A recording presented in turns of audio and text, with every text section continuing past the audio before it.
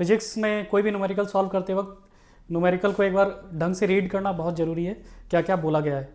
Okay, जो question में दिया हुआ है उसको बहुत सीरियसली रीड करना है। पहला है कि कॉपर वायर जो है वो इंसुलेटेड है।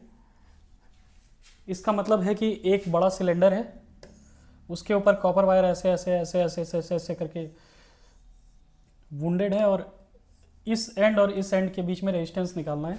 और कॉपर वायर जो है इंसुलेटेड है। इंसुलेटेड का मीनिंग है कि कोई भी दो रोटेशन, जैसे स्प्रिंग देखा होगा, स्प्रिंग के कोई भी दो कॉन्सेंट्रिक रोटेशन एक दूसरे को टच नहीं कर रहे हैं। दैट मीन्स कि हम एक इसको खोलें तो एक सीधी वायर एज्यूम कर सकते हैं।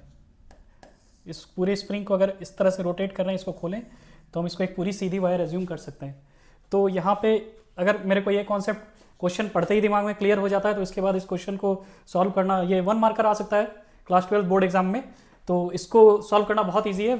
सिंपल फॉर्मूला क्या लगेगा, resistance is equal to resistivity into length of the wire divided by cross section of the wire.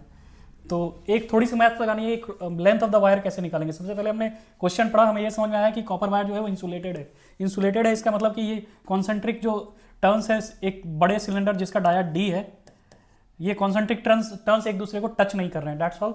तो हमें बस हमारे दो ही हेडेक है, one thing is length, second thing is cross section area of this wire. तो इस wire का जो हमें डी दे रखा है, डाया दे रखा है, वो स्मॉल डी दे रखा है, और इस बड़े वाले सिलेंडर का जो डाया दे रखा है वो कैपिटल डी दे रखा है। तो cross section of copper wire will be pi d/2 whole square. ये हमारे पास a आ गया, रो हमारे पास गिवन है, length is equal to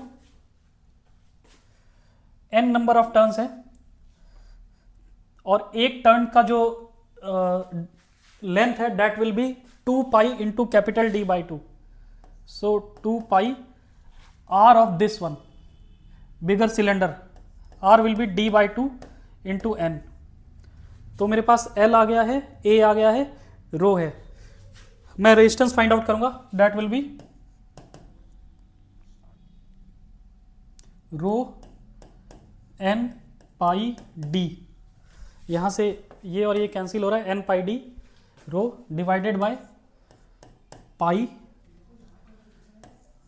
d square, और 4 यहां आ जाएगा, pi pi cancel, that is 4 pi n d upon d square.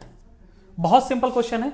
Rho L upon ए का कॉन्सेप्ट लगाना था रेजिस्टेंस निकालने के लिए दो एंड पे, और रो एल लगा अपॉन ए लगाने के लिए यहाँ पे कंफ्यूज नहीं होना है।